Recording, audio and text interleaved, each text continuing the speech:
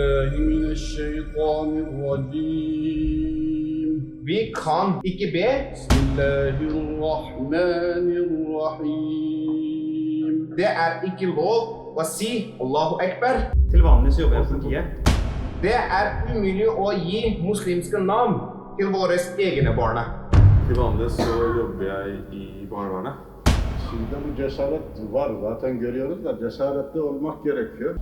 Cami Allah'ın evidir, herkesin evidir. Dolayısıyla ben bu arkadaşla dargınsam caminin suçu ne? Yani camiyi terk etmemek lazım. Bir ve beraber olmak lazım. Her halükarda camiyi desteklemek lazım. Ben bu duygu düşüncelerle Bölge Başkanımızın Mehmet Akdeniz'in selamını sizlere getirdik. Jeg ønsker å gratulere mashallah våre uiguriske brødre og søstre her som har fått på plass en moské. Mashallah er veldig bra. Det er veldig hyggelig og veldig godt å se at dere har gjort det.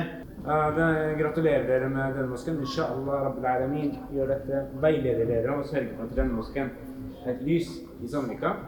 Ne olsa bizim elimizden gelse size yardımcı olun.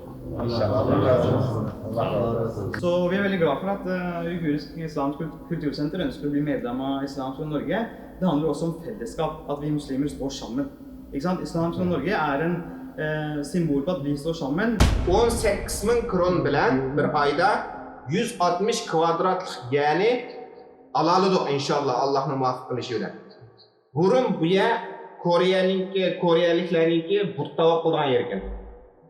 Allohning muvaffaq qilishi bilan, Allohning qudrati bilan biz bu yerda azon to'lab mana bugun masjidda o'tiramiz.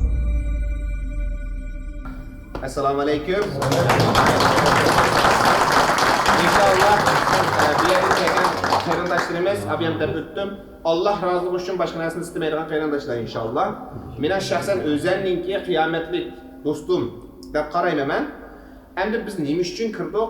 Vaqti kelganda Allah subhanahu va taoloning oldiga kelgan vaqtida hey falonchi, hey Merdan, hey Alimjon, hey Nijar. Ayni vaqtda mening uyim, ya'ni men seni chaqirgan vaqtimda xizmatimga sen nima uchun men sana bergan iymoningni, men sana bergan vaqtingni, men sana bergan aqlingni, men sana bergan kuchingni chiqarmading degan savolga javob berish uchun ham biz bu yerda inshaalloh.